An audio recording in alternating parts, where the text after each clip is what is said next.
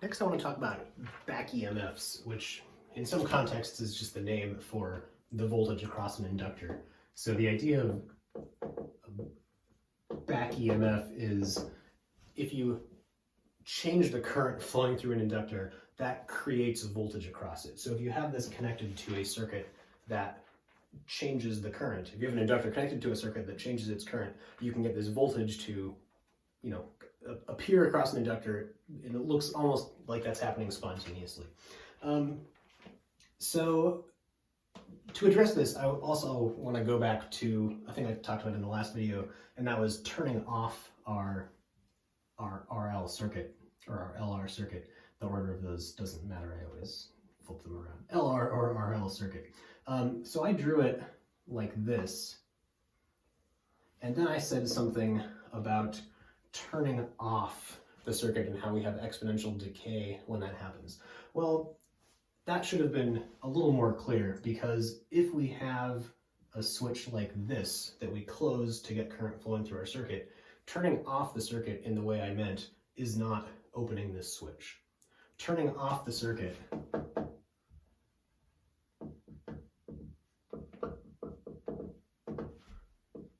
where we have this nice exponential decay, that requires something else.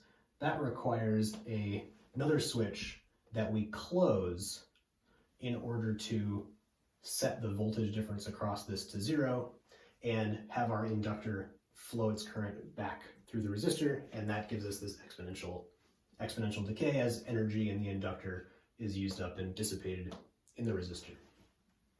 So this switch closing is what is required to get a graph like that. And that is because if we have this switch up here closed, and then we open it, by like Kirchhoff's laws, we can't have current flowing in this circuit anymore. So something else has to happen with the inductor besides this nice exponential decay. So it turns out if you have a circuit with the switch closed and you open it up, what's going to happen is you're going to get a big spark across that switch because of the large back EMF that's generated. Okay, so let me explain. An inductor, in our kind of mechanical analogy, acts like the current has some momentum or some inertia.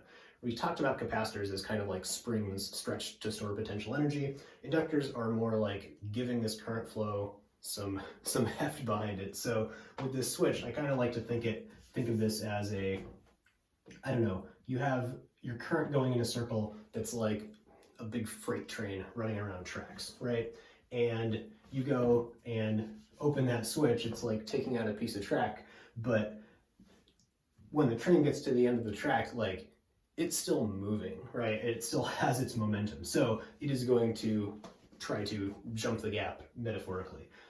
In the case of an inductor, you open that switch and you can't, that is going to cause a very fast decrease in the current flowing through the inductor. And that means if you have a big dIdt, that is going to make a big delta V in turn, and you can get a big enough voltage between the two parts of your switch that you can ionize the air in between there and get a electrical arc where the air ionizes and the air actually conducts charge, like what we saw with electrostatics, zapping people with the Van de Graaff generator at the beginning of Physics 211. So this shows up in a number of places, some good, some bad. You may notice that when you unplug certain things that are powered in your house, you might see a spark happen at the outlet. I think the most common example of this is if you unplug a vacuum cleaner that is running, and that is because vacuum cleaners, most of the power is going into this big motor, and motors are, as we've discussed, a bunch of coils of wire that are making magnetic fields, and of course those coils have some inductance, and so when you unplug that wire, you are stopping the current flowing through that inductor, which makes a big voltage, which makes a spark between the outlet and the plug. that is bad. That is, bad for the motor, bad for the outlet, and it's better to turn things off before you unplug them. However, there is a good application of this, and that is spark plugs for cars. So the idea here is that if you do this in a controlled way, you can generate a spark where you want.